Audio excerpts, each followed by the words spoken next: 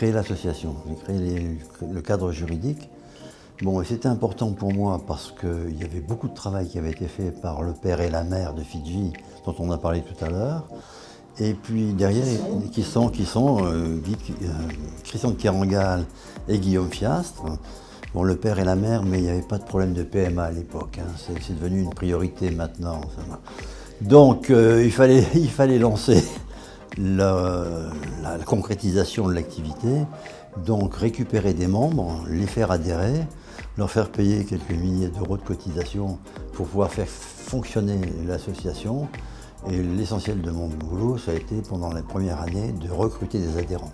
On est monté jusqu'à près de 60 adhérents, et puis de les faire participer au travail parce qu'on leur demandait de faire le boulot.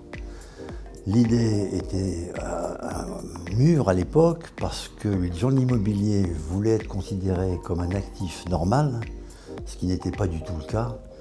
Et je n'ai pas manqué de les prévenir à l'époque que qui disait actif normal disait règles de gestion comme les autres actifs bancaires et d'assurance, et que ces sociétés avaient dépensé des milliards de francs et d'euros en informatique, ce qui n'était pas du tout le cas de l'immobilier.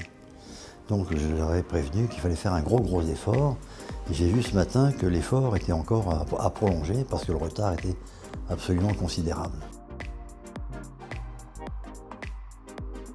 J'ai participé au développement de l'outil dans un cadre qui est un cadre réglementaire qui malheureusement a évolué très rapidement et vers une complexité de plus en plus folle.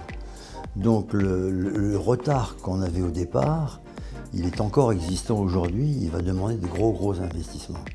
Mais ça, le monde immobilier ne le sait pas ou ne veut pas le voir ou ne s'en rend pas compte du tout, puisque de toute façon, difficile de rattraper 50 ans d'informatique bancaire et d'assurance en l'espace de 10 ans.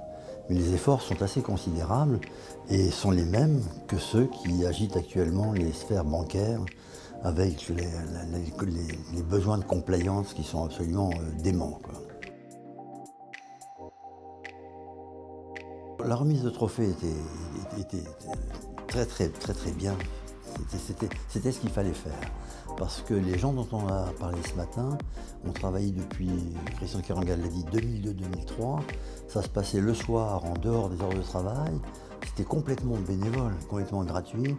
Et j'avais chiffré à l'époque le temps passé à 1200 journées hommes. Je ne parlais pas en heures, en journées hommes. Et ces gens-là qui sont là ici encore avec 15 ans de plus, ont continué, parce que dès que j'étais secrétaire général, mon boulot c'était de les faire bosser. Donc ils ont continué à bosser, gratuitement aussi, mais dans la journée. Et assez souvent au début chez moi, parce qu'on n'avait pas de bureau au départ.